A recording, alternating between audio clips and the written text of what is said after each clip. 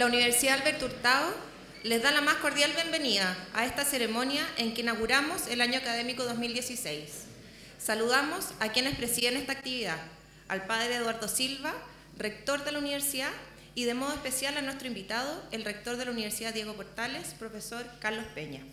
Agradecemos también la presencia de Rodrigo González, en representación de la ministra de Educación, de Fernando Montes, ex rector de la Universidad Alberto Hurtado, y Jorge Larraín, profesor emérito de la institución.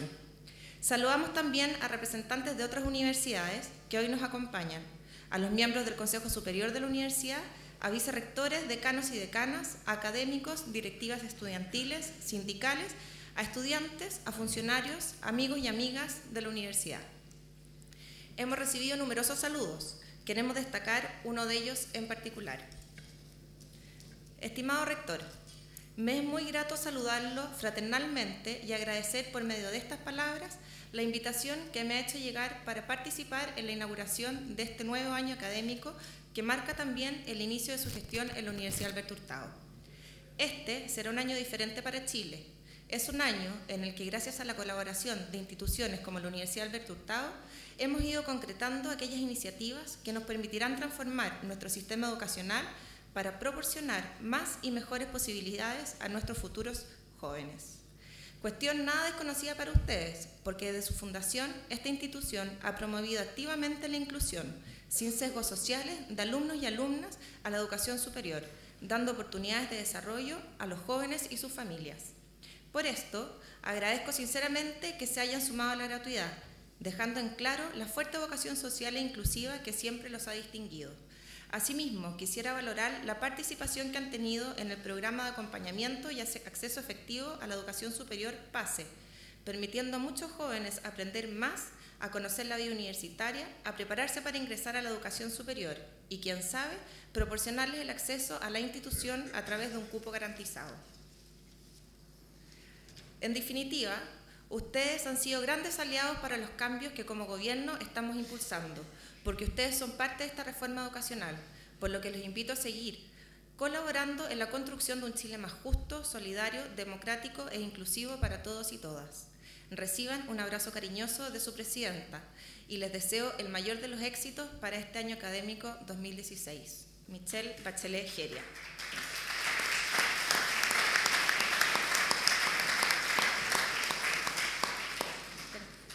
Para iniciar la actividad, dejo con ustedes al vicerrector académico, don Pedro Milos.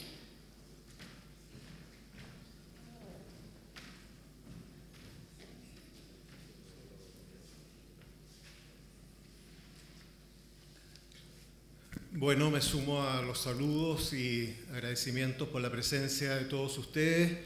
Un saludo especial a mi colega Cristóbal Marín, vicerrector académico de la Universidad Diego Portales, que también nos acompaña. Bueno, enfrentamos una vez más la tradición de inaugurar el año académico. Un rito, una costumbre que venimos realizando desde la fundación misma de la universidad. Sin embargo, más de alguien podría preguntarse cuál es el sentido de esta ceremonia. Mal que mal, el quehacer académico es una actividad de ciclos más largos, de procesos marcados por hitos más distanciados. La formación, para que muestre sus frutos, requiere de varios años. La investigación, por su parte, también es de maduración lenta. El lugar de la universidad en la sociedad, el cómo ésta la aprecia, tampoco se juega de un año para otro. Finalmente, de un año a otro, lo esencial de la actividad académica no cambia dramáticamente. Esta práctica de inaugurar cada año la actividad académica parece responder entonces a otras motivaciones. Quisiera destacar algunas de ellas muy simples y muy sencillas.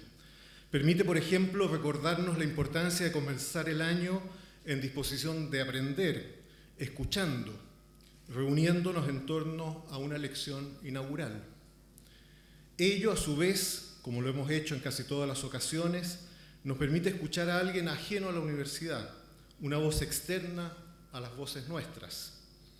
Por último, nos motiva también a tener la ocasión de abordar algún tema o contenido que vaya un poco más allá de nuestros temas estrictamente disciplinares o propiamente formativos, vinculándonos con el contexto en el que se desenvuelve la universidad. En la inauguración de este año académico 2016, estas motivaciones se materializan plenamente. tanto por las características de quien dictará la lección inaugural como por el contenido de esa lección. En efecto, tendremos la ocasión de escuchar y aprender de alguien que no forma parte de nuestra comunidad académica, pero que nos conoce y creemos aprecia. Y el tema que abordará, que se refiere a los desafíos que enfrenta nuestro sistema de educación superior, no puede encarnar mejor esta relación entre universidad y entorno. Carlos Peña es abogado de la Universidad Católica, doctor en filosofía y con estudios de posgrado en sociología.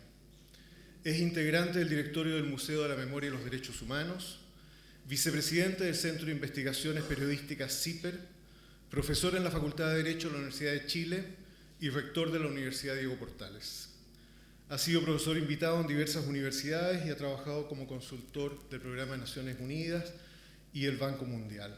Sus libros más recientes son Rawls y la justificación en filosofía política, El concepto de cohesión social, Estudios sobre Rawls, Ideas de perfil, que reúne una serie de escritos del último tiempo sobre temas relevantes.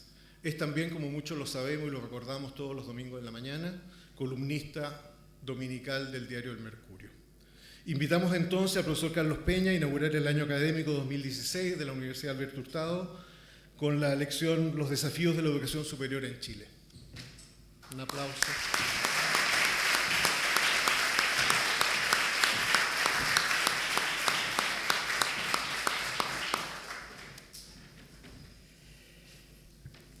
Estimado señor rector, estimados decanos, decanas, estimados profesores, profesoras, estimados alumnos y alumnas.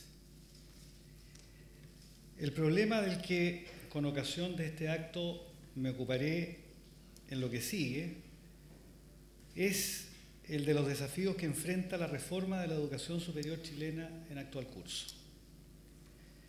No me detendré, por supuesto, en los pormenores legales de variada índole por lo demás envueltos en este proceso, sino que subrayaré los aspectos conceptuales y de principio que son, me parece a mí, en la hora presente, erizada de entusiasmos y de intereses de la más diversa índole, los más necesitados de reflexión. Como todos ustedes saben, las universidades son, de todas las instituciones sociales hasta ahora conocidas, las únicas que hacen de la reflexión racional hasta el límite de sus posibilidades su vocación más íntima. Las universidades, es verdad, como suele hoy día decirse, forman el capital humano de las sociedades, contribuyen a la cohesión social, fortalecen el desarrollo y estimulan la movilidad. Pero ninguna de esas cosas que hoy día se subrayan una y otra vez, casi con porfía y con entusiasmo, caracterizan lo que la universidad tiene de más propio y sin lo cual ella sería perfectamente prescindible: su vocación por ejercitar la racionalidad sin restricciones y sin ninguna coacción. El principal peligro que las universidades afrontan en épocas de reformas es la de ser instrumentalizadas en pos de fines aparentemente loables como la justicia, la eficiencia o la cohesión social, que son, por supuesto, objetivos todos ellos muy importantes, pero que no pueden perseguirse, me parece a mí, arriesgando ni siquiera por un momento la tarea que es más propia de la universidad y sin la cual las sociedades pierden la capacidad de reflexionar acerca de sí mismas, se entontecen y pierden toda capacidad crítica. Así entonces, el principal desafío que un programa de reforma de la educación superior debe enfrentar, me parece a mí, es el de comprender la particular índole de las universidades.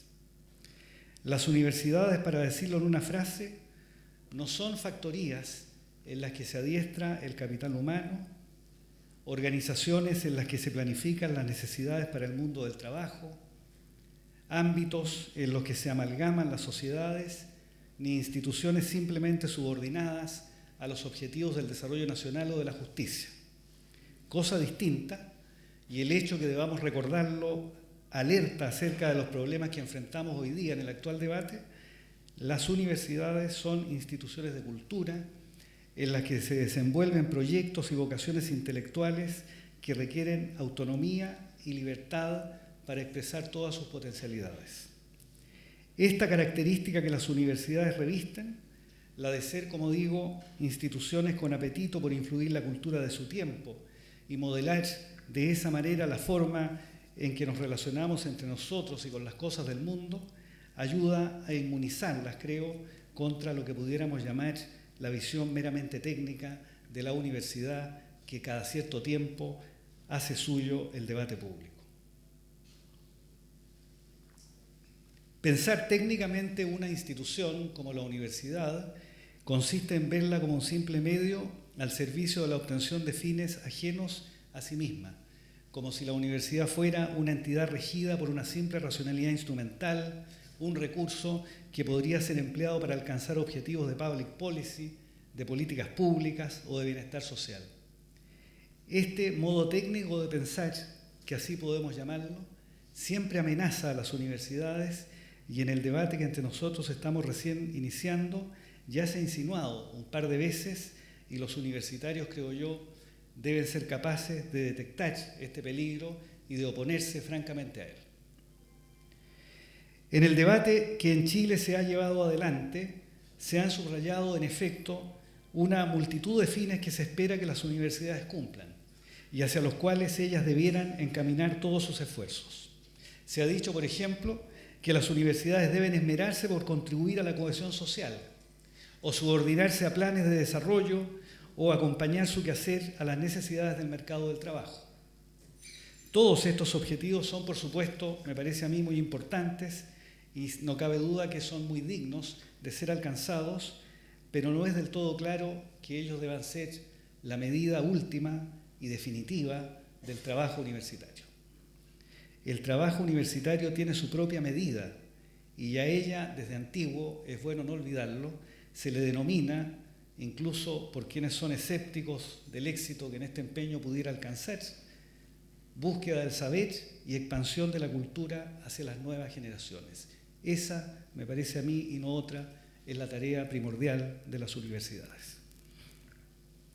Este es el primer punto que me parece a mí debiéramos subrayar con ocasión de este encuentro. Las universidades, cuando lo son de veras, viven animadas por una racionalidad sustantiva, por un puñado de fines a cuya realización aspiran, fines que le son propios, que ella ha logrado darse históricamente a sí misma y que nunca le han sido impuestos desde fuera. Aquí radica, creo, uno de los principios que cualquier reforma universitaria y cualquier regulación debe respetar con escrúpulo y con esmero: la autonomía de las universidades. Es en razón de esa autonomía que las universidades deben oponerse decididamente, creo yo, a que la voluntad que dirija sus decisiones fundamentales esté fuera de sí misma. Aceptar, por ejemplo, como a veces las instituciones universitarias se ven tentadas, que el Estado determine todas las condiciones materiales de existencia de las universidades, arriesgará sin ninguna duda la diversidad y la competencia de ideas que enriquecen la vida colectiva y hacen más dinámica la cultura democrática. No es cierto, no es verdad, aunque se repita una y otra vez y se proclame con entusiasmo por profesores y por estudiantes. Por más que se repita, no es verdad que un conjunto de instituciones uniformemente planificadas en base a criterios tecnocráticos o políticos mejorará la educación superior chilena.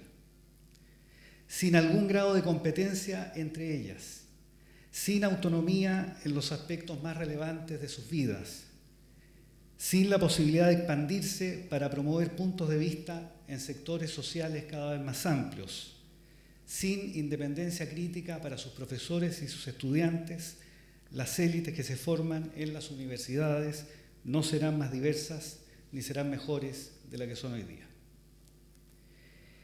Esa autonomía a la que aludo y que me parece a mí las universidades chilenas deben particularmente cuidar, no es otra autonomía que la que reclama para sí desde muy antiguo la ciencia, y es la que permitió, por ejemplo, a Humboldt, al instalar la Universidad de Berlín, decir que bastaba dejar sola a la universidad para que todos los bienes que la sociedad espera de ella vinieran por añadidura. Y esa es también la autonomía que requieren las universidades misionales, sin ninguna duda. Por ejemplo, las universidades católicas, para desenvolver su vocación y darle curso al sentido que las anima. La autonomía que las universidades reclaman y que es el principal baremo, creo yo, con el que debemos medir cualquier propósito de reforma, no es una demanda corporativa, como a veces con desdén suele adjetivársela, ni tampoco un capricho político de quienes integran la universidad o de quienes tienen la suerte de conducirlas, sino que se trata de una exigencia intelectual que proviene de la misma índole de la universidad y del lugar que a ella le cabe en medio de la cultura. Sin autonomía, sin la posibilidad de trazar las líneas de sus programas, decidir su esfera de influencia o participar críticamente de la esfera pública, las universidades, aunque tuvieran más recursos y estuvieran acunadas con las rentas generales, y aunque alcanzaran los fines que hoy día les solemos atribuir como la cohesión social y la justicia, verían desmedrada su razón de ser.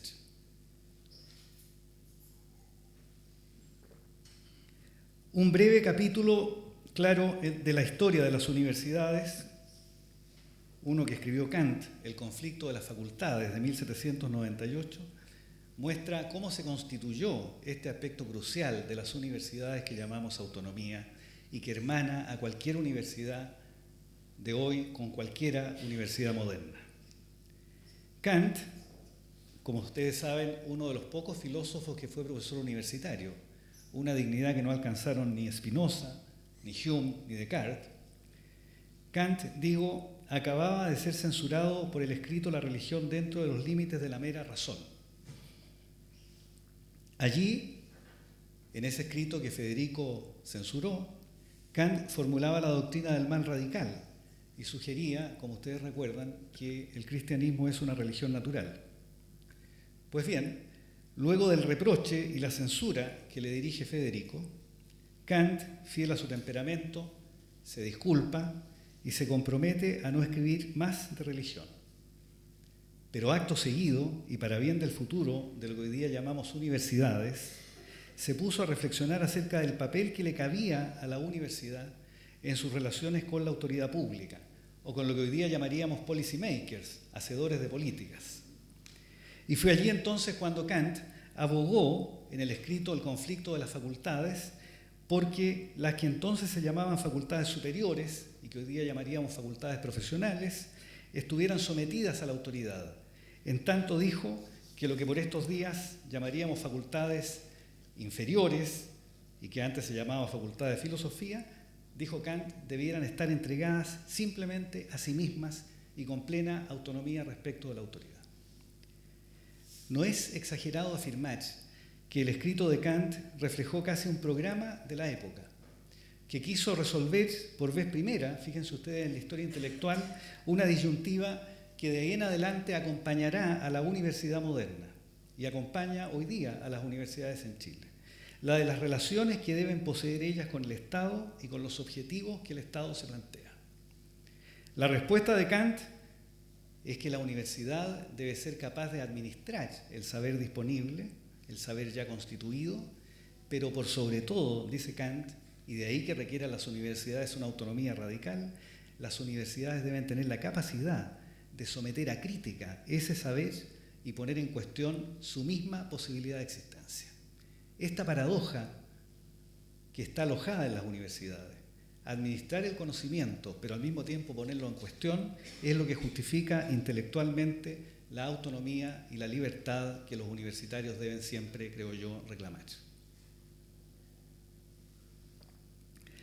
No sería difícil, por supuesto, aunque no tenemos tiempo de hacerlo, mostrar que esa vinculación de la institución universitaria con el saber que se entrega nada más que a sus propias reglas y al mismo tiempo con los objetivos generales de la sociedad de la que forma parte, se repite en prácticamente todas las universidades a contar del siglo XIX, en todas las que llamaríamos universidades modernas.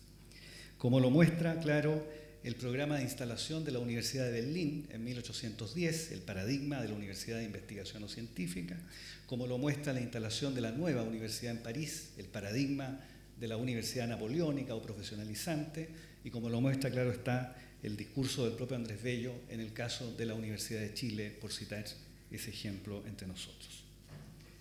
Esa doble característica que Kant, como acabamos de ver, subraya, a saber, administrar el saber constituido, poniéndolo al alcance de la sociedad, pero al mismo tiempo criticar ese saber, poniendo en cuestión las condiciones bajo las cuales se constituye, son las que muestran hasta qué punto está desencaminada la discusión que por estos días se lleva a cabo entre nosotros acerca de otro rasgo que suele estar presente en el debate y que está desde antiguo también alojado en la índole misma de la universidad. Me refiero al debate acerca del carácter público o privado de las universidades, un tema que junto al de la autonomía es otro de los aspectos claves que creo yo debiéramos tener en cuenta a la hora de debatir la reforma. Por estos días se escucha con una frecuencia ya casi incómoda que hay universidades que por su pertenencia al Estado son públicas y otras que en cambio, por ser ajenas al Estado, carecen de ese carácter.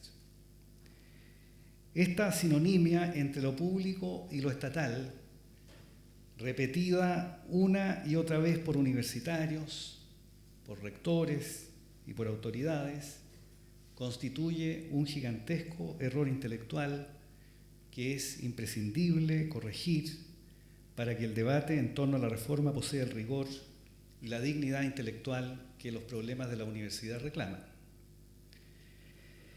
¿Qué se quiere decir cuando se afirma que una institución es pública y cuando, en consecuencia, una universidad lo es? Me parece a mí que responder esta pregunta es, junto con el problema de la autonomía, al que acabo recién de aludir, otro de los aspectos cruciales del debate que entre nosotros estamos emprendiendo. Para probar que lo público no tiene necesariamente una relación privilegiada con lo estatal, bastaría recordar y recordarles a quienes repiten eso una y otra vez sin ningún pudor, bastaría recordarles, digo, que en el mundo hubo universidades que hoy día llamaríamos indudablemente públicas, como la de París o la de Bolonia, por ejemplo, incluso antes que existiera lo que hoy día llamamos Estado. Una palabra, Estado, dicho sea de paso, que acuñó recién en el siglo XIV Maquiavelo y cuya realidad se asentó en el mundo occidental recién en el siglo XVII. Como sugiere Huizinga, incluso la idea de nación es fruto de la universidad y no, en cambio, la universidad un resultado de la nación. Las naciones, relata Huizinga, eran agrupaciones de estudiantes que en París o en Bolonia se agrupaban según el lugar de donde provenían para competir. Y si cuando se atiende al origen histórico de las universidades no existe ningún vínculo privilegiado entre lo público y lo estatal, por la sencilla razón, permítame recordarlo y reiterarlo, que hay universidades en el mundo antes que existiera Estado, si no es cierto entonces que existe desde el punto de vista histórico ninguna vinculación necesaria entre lo público y lo estatal, esa vinculación tampoco parece existir cuando se recurre a otros criterios disponibles en la literatura. Así ocurre desde luego cuando, por ejemplo, se echa mano para dilucidar el misterio de lo público, pudiéramos decir, a la literatura económica. En la economía neoclásica, por ejemplo, como todos ustedes saben, un bien es público cuando no admite rivalidad para su consumo y cuando provee beneficios indiscriminados a todas las personas, sin distinguir entre aquellas que pagan por su consumo y aquellas que no. El ejemplo favorito, que daba ya muy tempranamente en la segunda mitad del XIX Alfred Marshall, por supuesto en su libro Principios de Economía, es el de la información o el de los resultados de la investigación científica. Desde este punto de vista, una institución será más o menos pública cuando produzca este tipo de bienes. Y parece obvio que, al igual como ocurría cuando el asunto se examina en perspectiva histórica, no hay acá tampoco ninguna vinculación necesaria, insisto, entre la índole estatal de una institución y su capacidad para proveer ese tipo de bienes. Con todo, esta dimensión de lo público consistente en la capacidad para producir bienes, de aquellos que la economía neoclásica llama bienes públicos justamente, presenta una paradoja que tampoco conviene pasar por alto. La mayor parte de las universidades que hacen investigación y se vanaglorian con razón por eso de poseer una dimensión pública, las llamadas universidades de investigación en el mundo, aspiran al mismo tiempo a obtener patentes con los resultados de sus investigaciones, es decir, aspiran, paradójicamente, también en Chile, a transformar en privado un bien originalmente público.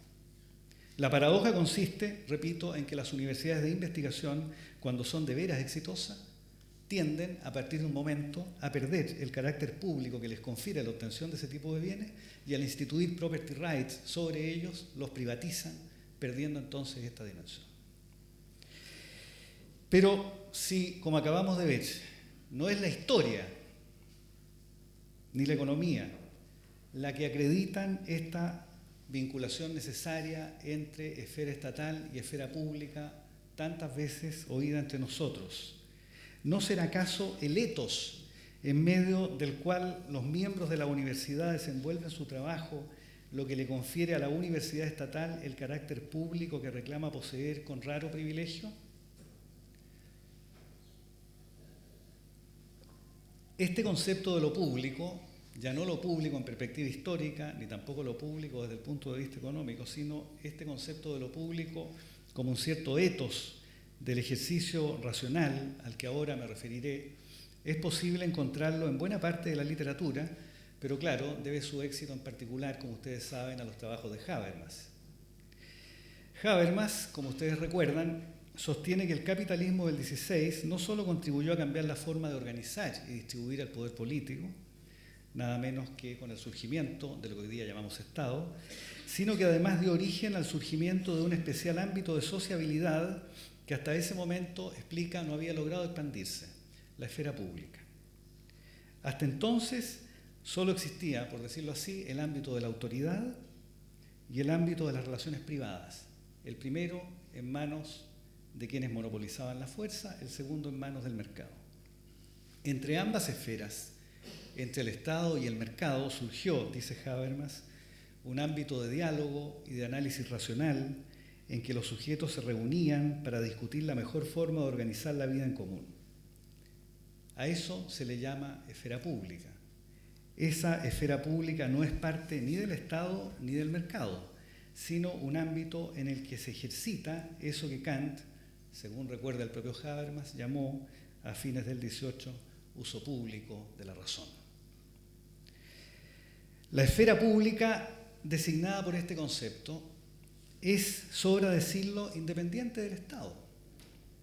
Se trata de un ámbito que se constituye al margen y por oposición al Estado, de manera que puede afirmarse tampoco existe, desde este punto de vista, ninguna relación necesaria entre lo público y las universidades estatales. Después de todo, esa forma de racionalidad que Habermas creyó detectar a partir del siglo XVII se desarrolló en los cafés, como ustedes saben, en la prensa, en los salones intelectuales o en las comunidades académicas, pero nunca se restringió a la actividad de las entidades estatales. Así entonces, no parece existir ninguna vinculación necesaria entre la esfera pública, entendida como una dimensión dialogante de la racionalidad, y la índole estatal de las instituciones universitarias. Es probable, por ejemplo, que la esfera pública chilena, a contar de fines del siglo XIX, le deba tanto a los intelectuales de la Universidad de Chile, sin ninguna duda, como a la intelectualidad conservadora de la Universidad Católica, y así también durante buena parte del siglo XX. Y es que a la hora de la racionalidad, esto es un lugar común, pero el debate en Chile está tan pobre que debe ser alimentado repitiendo lugares comunes. A la hora de la racionalidad no hay ningún vínculo privilegiado a favor de las instituciones estatales y tampoco a favor de las entidades constituidas por fuera del Estado. Unas y otras poseerán o no ese carácter público dependiendo del ethos que estén dispuestas a promover y a cultivar entre sus miembros. Una universidad misional, como una universidad católica, por ejemplo, puede, por supuesto, ser pública bajo este respecto, a condición que la misión que atesora la promueva mediante las armas de la racionalidad y con pleno respeto a la independencia crítica de sus miembros, apelando a ese ideal que Kant describía como la capacidad de hablar ante el gran público de lectores.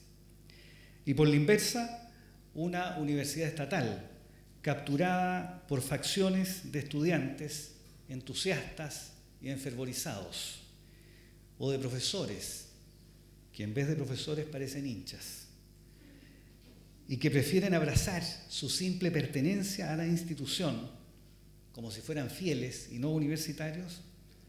Esa institución se aleja, lo reconozcan o no, del carácter público que sin embargo porfiadamente reclaman.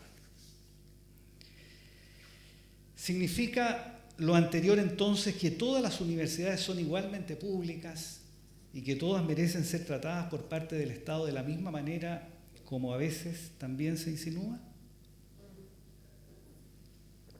Por supuesto que no. Del hecho que no exista una vinculación necesaria, según acabo de mostrar, entre la índole estatal de una institución y su carácter público, de ese hecho no se sigue en modo alguno que todas las universidades sean en los hechos de carácter público o que todas deban ser tratadas de la misma forma. Por el contrario, hay buenas razones, creo yo, para tratar de manera preferente y dentro de ciertos límites a las universidades estatales, aunque esas razones no provienen del carácter público que erróneamente reclaman como cosa esencial.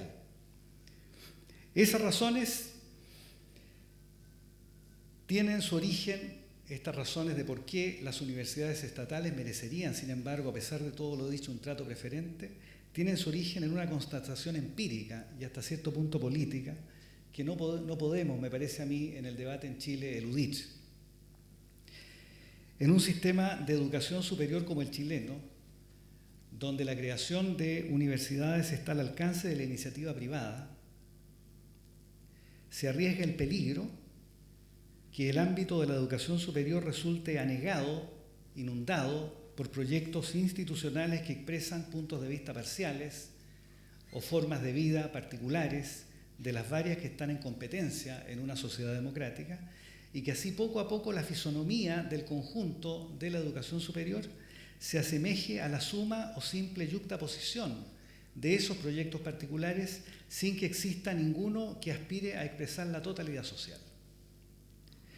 En un mundo como ese, un mundo del que estamos cerca, el sistema escolar y el sistema universitario acabarían siendo la prolongación de la familia y de sus creencias, un mecanismo puramente endogámico en el que no habría lugar para la diversificación de las élites que es imprescindible, me parece a mí, para la salud de la democracia.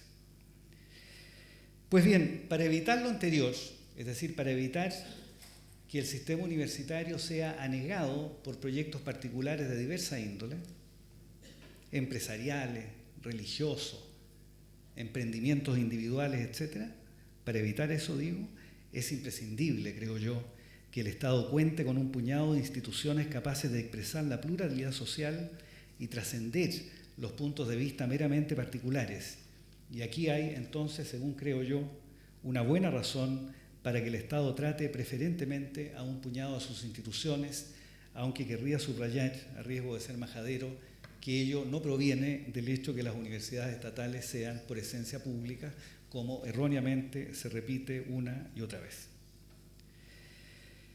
Con todo, cabría insistir, las razones en pro de un trato preferente de las universidades estatales no provienen del hecho que ellas posean, como digo, un vínculo privilegiado con una esfera, sino que derivan de la actual situación del sistema de educación superior, que así como van las cosas, arriesga, como dije, en el largo plazo, el serio peligro de transformarse en un mecanismo puramente endogámico y expresivo de intereses particulares. ¿Satisfará las exigencias de una buena reforma un proyecto que, en conformidad a lo que he venido exponiendo, respete la autonomía de las instituciones, una autonomía absolutamente indispensable para la vida intelectual, estimule su carácter público y trate con preferencia a las universidades estatales? No completamente, porque como todos ustedes saben, hay un aspecto del funcionamiento de las universidades que junto a los anteriores está también en el centro del debate y que en lo que sigue debemos muy brevemente considerar.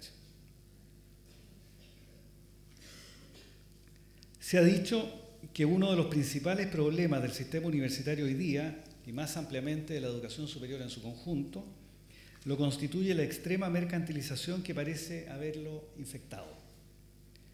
Esa mercantilización derivaría del hecho que el financiamiento de las instituciones y las oportunidades de los estudiantes dependerían del sistema de precios y de la competencia existente entre las instituciones. De esa forma, el sistema universitario, continúa este diagnóstico, aparecería como un mercado de proveedores de toda índole que compiten entre sí y envían señales al público mediante el sistema de precios o de aranceles y entre los que los estudiantes pueden, pagando con renta actual o futura, escoger. Esta descripción del sistema suena algo exagerada, es verdad, pero lo fundamental es correcta. Todas las instituciones, incluidas aquellas que reciben subsidios públicos directos hoy día, han debido, desde los años 80 en adelante, financiarse de manera importante con los aranceles que pagan los estudiantes, quienes por su parte obtienen los recursos de la renta actual de sus familias o de sus propias rentas futuras mediante un sistema de créditos. Un sistema así, lo muestra la experiencia habida entre nosotros, tiene virtudes, por supuesto, y no vale la pena negarlas. Alienta la inversión privada y expande la matrícula a niveles hasta hace 2 o 3 décadas casi inimaginables. El problema es que logra todas esas virtudes a cambio de imponer sobre los hombros de las familias costes que poco a poco se han revelado excesivos. Los datos disponibles muestran que Chile es uno de los países de la OECD que más gasta en educación superior, más del 2% del producto, y en los que el aporte privado es también uno de los más altos, empinándose más encima del 65% de ese total. Y ocurre que el actual diseño del sistema, centrado, como dije, en el sistema de precios, con lo que se financia desde la expansión física de las universidades a la investigación, seguirá presionando al alza, puesto que las instituciones solo encuentran allí, por decirlo de esa forma, el combustible necesario para expandirse e influir. La única forma de resolver ese problema, puesto que es un problema que la economía política del sistema de educación superior presione al alza y que toda ella repose sobre los hombros de las familias, consiste en sustituir parte del gasto privado con rentas generales. Ahora bien, como el gasto privado hoy día financia la docencia, la investigación y la expansión de la infraestructura, su sustitución requiere que el Estado distinga entre esos 3 aspectos al menos a la hora de transferir recursos y disponga de mayores capacidades institucionales para fiscalizar su empleo. Lo que acabo de subrayar, la necesidad de un cambio en la economía política del sistema, acerca de lo cual me parece a mí no debiéramos tener dudas, es lo que hace imprescindible una reforma a la institucionalidad del sector universitario, el que desde los años 80 en adelante se ha desenvuelto con pocas reglas, en lo que sin ninguna exageración puede ser descrito como un verdadero estado de naturaleza, esa metáfora que usaban los escritores políticos del 17 para describir una sociedad sin Estado y sin reglas. Ahora bien, me parece a mí que esa nueva institucionalidad de la educación superior chilena y en especial relativa al sistema universitario, y con esto creo podemos concluir, debiera recoger las características que en el curso de esta exposición hemos examinado, a saber, en primer lugar, asegurar para todas las instituciones, sin distinción alguna, la autonomía necesaria para el desenvolvimiento de su tarea intelectual, lo que supone la capacidad de discernir por sí mismas qué programas emprender, con qué enfoques y con qué amplitud. Si bien la autonomía es una cuestión intelectual, sobre eso no cabe ninguna duda, ella no puede desentenderse de eso que Marx llamaba las condiciones materiales de la existencia. Sin algún control sobre las condiciones materiales en que las instituciones reproducen su propia vida, la autonomía intelectual, tarde o temprano, no vale la pena engañarse en esto, se ve amenazada. Y los proyectos culturales en que las universidades consisten, particularmente los proyectos culturales de universidades misionales como esta, acabarán amagados, inhibidos o reducidos a programas de formación de capital humano bajo el pretexto de la justicia. En segundo lugar, debe considerarse un estatuto que incentive que todas las universidades desplieguen la dimensión pública a la que en razón de su misma índole están llamadas. Distinguir ex ante, como hoy día torpemente se hace, entre universidades públicas y universidades carentes de ese carácter es un error de proporciones, establecido que, como lo explicamos ya, no hay ninguna universidad que por definición satisfaga la exigencia de lo público, ni tampoco hay ninguna que por definición sea alérgica a esa característica. Todas las universidades deben estar sometidas al desafío de desplegar en sí mismas la totalidad de las dimensiones que, según hemos visto, constituyen desde antiguo a la esfera de lo público. En tercer lugar, y a fin de evitar que el sistema universitario resulte anegado por proyectos puramente particulares, particularmente en una sociedad tan desigual como la nuestra, resulta indispensable que el Estado contemple un estatuto especial, creo, para las universidades estatales. No es casualidad que en todos los sistemas universitarios modernos y surgidos a inicios del XIX, lo que pudiéramos llamar la universidad moderna, en todos los sistemas, las universidades estatales posean un papel, si no siempre paradigmático, sí, en cualquier caso, siempre un papel de relevancia en el sistema. No se trata aquí de atribuir al Estado cualidades demiúrgicas, por supuesto, ni nada que se le parezca. Se trata simplemente que la voluntad de todos, que es propia de un Estado democrático, debe expresarse también en el sistema universitario, asegurando así que los proyectos particulares florezcan, pero no inunden o aneguen el sistema de transmisión cultural del que las universidades forman parte. Y en cuarto lugar, se hace necesario contar con un mecanismo de financiamiento que impida que el sistema universitario se gobierne del todo, como hasta ahora ha ocurrido mediante el sistema de precios. El mercado, como ustedes comprenden, puede contribuir a que el sistema universitario sea más ágil y más eficiente, pero la universidad, sus posibilidades y sus límites, no puede ser reducida al mercado. La razón es tan obvia que casi avergüenza recordarla entre universitarios. El sistema de precios requiere, como todos sabemos, que todo sea susceptible de ser medido, pero ocurre que cuando todo se mide, cuando todo se calcula en base al valor de cambio, la racionalidad sustantiva que es propia de las actividades de la universidad comienza rápidamente a desvanecerse. Una muestra de ese fenómeno al que aludo es posible constatarla en la universidad contemporánea y, por supuesto, en las universidades chilenas. Las universidades contemporáneas viven ocupadas, ante todo, de avanzar en los rankings y para ello se esmeran, particularmente sus académicos, en producir publicaciones indexadas, cuyo valor, aquello que se persigue con esmero, no está dado por el contenido de las publicaciones, ni por el diálogo a que ellas dan lugar, sino por el número de ellas y el impacto cualitativo que producen. En un texto sencillo y breve, que escribió cuando ya era muy viejo, La tiranía de los valores, Carl Schmitt aseguró que en un mundo donde todo se mide, el valor desaparece. Algo así aqueja, creo yo, como un peligro a las universidades chilenas que, como consecuencia del fenómeno acerca del que llamo la atención, transforman las publicaciones, que debieran ser el acto intelectual por antonomasia, en un acto performativo, cuyo sentido está en el simple hecho de lograr ser incluidas en un índice. La mera performatividad, el sentido de la acción intelectual reducida al simple hecho de su ejecución y con prescindencia de su contenido, de su capacidad de diálogo, de su impacto o de su dimensión crítica, no puede ser el destino de las instituciones culturales que llamamos universidades.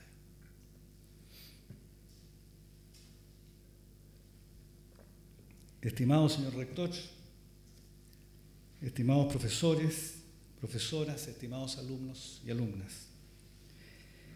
Al comenzar esta ya larga exposición dije que me proponía identificar algunos de los desafíos a los que debe hacer frente la reforma de la educación superior en actual curso. Al concluirla, quizá haya que decir simplemente que el principal desafío que esa reforma debe afrontar y a cuya altura los universitarios deben ser capaces de situarse, pero de la que desgraciadamente no vale la pena engañarse, estamos todavía lejos, es de llevar adelante este diálogo ejercitando las virtudes de la racionalidad, que son desde el principio las virtudes, las únicas virtudes que hacen digna a la institución universitaria. Muchísimas gracias.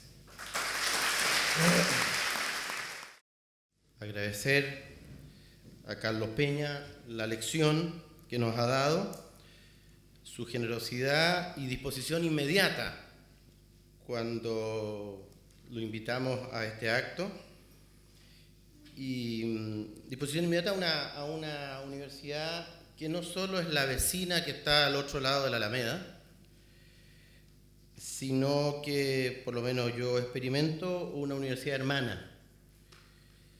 Pertenecemos a tradiciones distintas, a culturas distintas, tenemos mucha diversidad, características, talante, pero creo que compartimos un empeño común, un ideal, que es ser universidades de verdad. Tú has descrito eso y lo suscribimos. Lo que has dicho sobre la autonomía, lo público y finalmente la no reducción del valor a precio y un cultivo desinteresado de la verdad es lo que por lo menos a nosotros también nos mueve. Muchas gracias, Carlos. En segundo lugar, me gustaría rendir y tributar un homenaje a don Patricio Elwin, agradecer su vida, pedir por él, por su familia en esta Pascua. En este presidente se conjugan dos de las tradiciones más significativas de nuestra patria, la tradición republicana y la tradición cristiana, hombre de Estado y hombre evangélico. Más allá de nuestras valoraciones o críticas con su pensamiento o con su gestión, se trata de un hombre que supo encarnar algo de lo que nosotros como universidad nos mueve, universidad misional, donde quisiéramos poder vincular nuestro trabajo intelectual con nuestro trabajo de creyentes para aquellos que comparten esa fe, donde pudiéramos tratar de conjugar también fe y justicia. Tenemos el orgullo de haberle tributado, haberle concedido a don Patricio la condecoración de ser uno de los héroes de la paz, y tenemos también el orgullo de que él nos entregó el archivo de la presidencia. Dos palabras finales para que no se atrase el jugo de honor.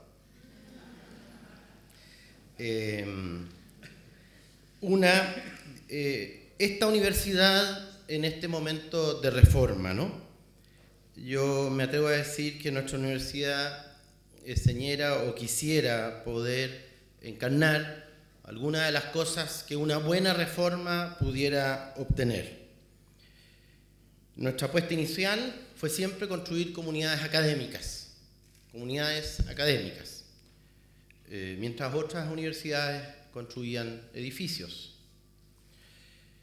Nuestra opción fue cultivar las humanidades y ha sido y sigue siendo la educación, las ciencias sociales, el derecho, la psicología, cuando todo indicaba que el futuro está en las ciencias duras, en las ciencias productivas. Nuestra opción de quedarnos en este lugar, en el centro de Santiago, cuando las universidades lo normal es que busquen terrenos amplios, espacios gratos, cordilleras y cotas mil. Nuestra apertura cae desde el primer minuto, nuestra apertura al pase, nuestra opción de acoger la gratuidad, con un verdadero deseo de que haya inclusión y que no pongamos barreras, sino las propias de una universidad a las personas, a los chilenos talentosos. Nuestro deseo de investigar y nuestra convicción de que solo vamos a poder enseñar y producir en valor público lo que estudiamos. Nuestro empeño de ser esta universidad de investigación cuando hay muchos proyectos legítimos que son solo docentes. Nuestra porfía para sacar adelante doctorados cuando no tenemos los recursos para realizarlos. Somos una universidad desde siempre contracíclica, o no contra, sino a favor de lo que nos ha dibujado Carlos. Queremos ser eso, queremos ser una verdadera universidad. A mí me ha tocado en este mes escuchar a la comunidad y todos estamos relativamente contentos con el lugar en el que estamos, que no es solo una especie de pajarito autocomplaciente, sino un reconocimiento real. Ahora, ese empeño, es verdad que ha sido con un esfuerzo un poquito desmesurado, y esperamos que podamos responder a esas necesidades tan manifiestas, a esos estándares que todos anhelamos. Por último, sí, una pequeña cosa que le dije a los estudiantes el día de la inauguración, de la bienvenida, perdón, que es una parodia. Esto de que el Alberto Hurtado empieza con H, tiene 3 significaciones. Una, que nos gustan y nos ocupamos de las humanidades. Y si nos ocupamos de las humanidades, lo central es lo humano, desde todas las perspectivas. Eso significa que tenemos que respetarnos. Si efectivamente el hombre y la mujer y las humanidades tenemos que respetarnos. No podemos tener relaciones de fuerza ni de violencias. Es un espacio académico donde la razón es lo que prima y el espacio es de todos y todas. Respeto es la actitud que se sigue de nuestro cultivo de las humanidades. Hay otra palabra que también empieza con H, que son los horizontes. Cultivamos determinadas disciplinas, pero que hacemos ampliar esos horizontes. Es imposible que la razón solo sea mi propio boliche. Criticar mi disciplina, ser ateo de la propia disciplina, porque hay otras miradas que complementan mi mirada, e incluso ampliar la mirada hasta los horizontes de una verdad que puede ser revelada. Ampliar la mirada, horizontes amplios, horizontes donde caben, sí, las necesidades del país. Y por último, en esta búsqueda desinteresada de la verdad, hay 2 H fundamentales. Humildad, nadie posee la verdad. Esperamos estar en la verdad. La humildad es una nota de un académico de nota, no la soberbia, no la arrogancia. Y por otro lado, honestidad, rigor, el trabajo intelectual. Yo le agradezco a Carlos esta lección y esperamos que aquí siempre haya libertad académica, que efectivamente sea un proyecto que no está controlado por sus dueños, como esperamos también que las universidades estatales no estén controladas por el gobierno, y tampoco también, hay que decirlo, universidades que son controladas por grupos que no permiten que la libertad que estas instituciones requieren. Ya partió el año hace rato, pero inauguramos este año académico con ustedes. Muchas gracias.